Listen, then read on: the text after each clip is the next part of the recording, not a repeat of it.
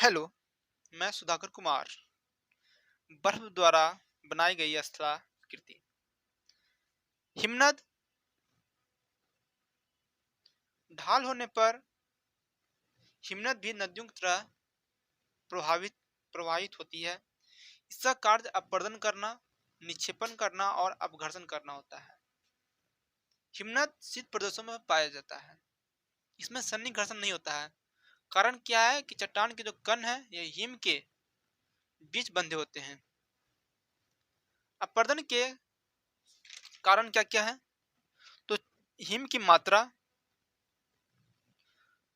हिमनद का वेग, और वेग निर्भर करता है ढाल के ऊपर, और चट्टान की प्रकृति प्रकृति वही निक्षेपण के कारक क्या क्या है?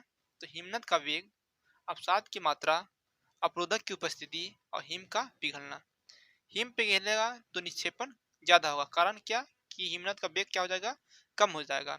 हिमनद द्वारा स्थापित स्थलाकृति, पहला स्थलाकृति का कौन है? स्वर्ग है। स्वर्ग का निर्माण कैसे होता है? अपरदन से होता है। इसकी आकृति कैसा होता है दोस्तों? आरामदायक कुर्सी के जैसा होता है। इसका निर्माण हिमानी क्षेत्रों के जो पर्वत हैं उसके कटाव से होता है। कटाव किस तरह से? तो अर्ध गोलाकार गड्ढा के रूप में होता है। और जब यह गड्ढा अधिक हो जाता है अपरदन से, तो इस प्रकार से निर्मित आकृति को हम लोग बोलते हैं टॉर्न बोलते हैं। टॉर्न का जो आधार है ज्यादा गड्ढा हो जाता है। इस प्रकार वहां पर क्या हो जाता है? झील की जैसा आकृति बन जाती है। वहीं अरेंट क्या है? तो हिमानी क्षेत्र के जो पर्वत हैं उनमें दो तरफ से सर्ग का निर्माण होता है, तो उसको अरेंट बोलते हैं। माउंट एवरेस्ट में अरेंट बहुत मिलते हैं दोस्तों। और वहीं जब पर्वत के चारों तरफ सर्ग का निर्माण होता है तो उस प्रकार से बने आकृति को हॉर्न बोलते हैं। इसकी आकृति पिरामिड की तरह होता है। एग्जाम्पल के लिए स्विट्जरलैंड का मेंटर हॉर्न।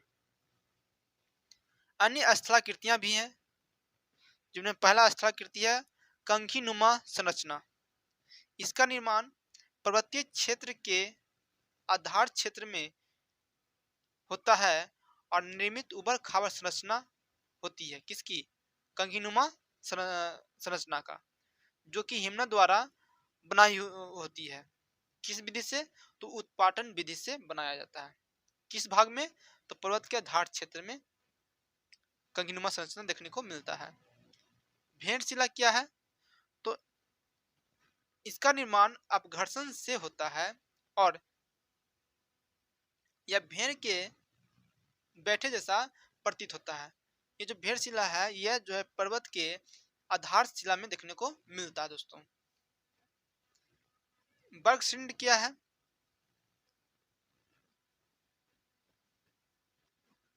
तो बर्गशिल्ड का निर्माण ऊंचे पर्वतीय क्षेत्रों में चट्टान के उत्पाटन मतलब उखड़ जाने से बर्गशिल्ड का निर्माण होता है, जिससे हिमानी क्षेत्र में एक गड्ढे का निर्माण हो जाता है। और यह गड्ढा जो है पर्वतारोहियों के लिए क्या होता है? खतरा उत्पन्न करता है दोस्तों। यू आकार की घाटी, इसका निर्माण कैसे होता है? जब भी आकार की घाटी में हिमनद के प्रभावित होती है और उसके द्वारा अपरदन से यू शेप्ड में परिवर्तित हो जाती है। कौन? भी आकार की घाटी। लटकती घाटी क्या है? तो मुख्य हिमनद में सहायक हिमनद का मिलने से एक आकृति बनती है कि मुख्य हिमनद गहरी होता है और सहायक हिमनद कम गहरी होता है इसके अपेक्षा, तो आकृति लटकता दिखाई देता है, इसलिए इसको बोलते हैं लटकती घाटी बोलते हैं। हिमनद द्वारा बनाई गई स्थलाकृति निक्षेपण से, पहला है ड्रमलिन अथवा इसी को बोलते हैं अंडे की टोकरी। इसका निर्माण कैसे होता है ड्रमलिन का? तो हिमनद के पिघलने से अवसाद क्या होता है दोस्तों? जमा होता है और इसकी आकृति कैसा लगता है? अंडे की टोकरी के जैसा लगता है। इस प्रकार की आकृति को क्या बोलते हैं? ड्रमलिन बोलते हैं। दो आकृति और है, हिमोर और हिमानी धौत मैदान। हिमोर क्या है? इसका निर्माण रेत और बजरी से निर्मित होता है, एक टीला जैसा होता है। इसका भी निर्माण रेत और बजरी से होता है और यह मैदान होता है, जबकि हिमोर क्या होता है? टीला होता है।